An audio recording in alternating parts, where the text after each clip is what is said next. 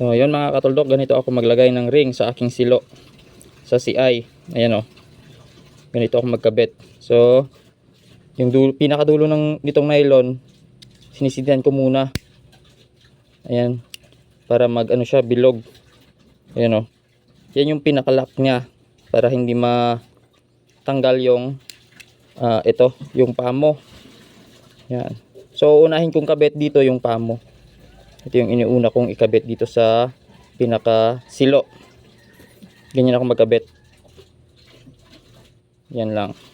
Tapos iikot ko lang yan ng 7 beses o siyam. 1, 2, 3, 4,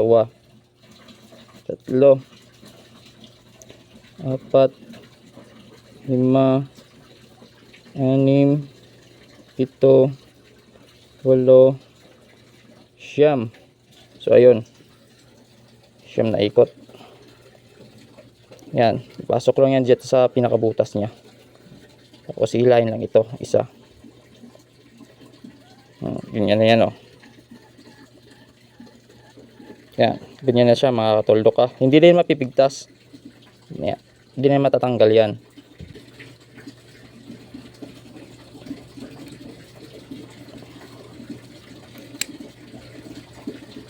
Tapos sindihan para may lock din siya. So ayan. Tapos itong ring. Ganyan o. Ito yung ring sa wire ito ng telepono para medyo matibay. Ayan. Binibilog ko lang yan. Ayan yung ginagawa kong ring. Kasi mas maganda kapag ganito madulas lang dito sa nylon. So ganyan ako maglagay. Yan lang o.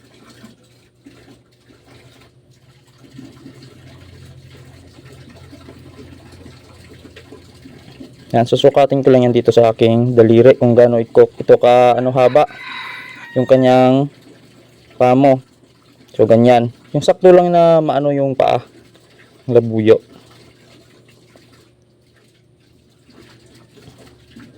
Yan, ganyan.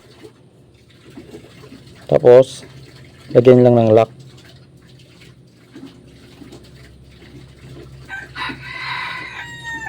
Yan.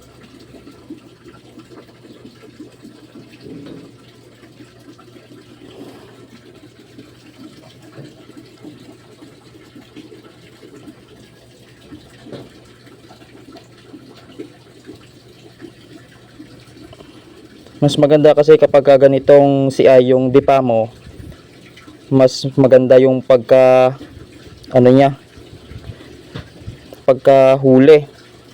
Kumbaga madulas lang itong ring sa nylon, kaya mabilis itong makahuli kapag may pumasok. Ganyan o. Tapos isindihan lang yung tira, sobra. So ayan. Ayan o. Ganyan na yan mga katuldok ko. Ayan. Tapos ipapasok lang yan o. Dito.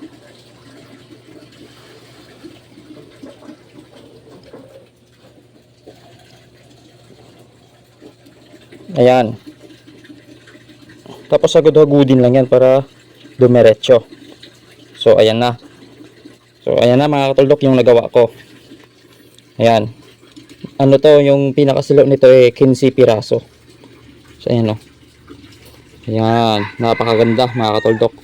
Napakaano niyan, napakabilis na makahuli kasi madulas yung itong ring. Ganyan o. Pag nadaanan ito ng labuyo, yan lang o, di ba? Mabilis makahuli.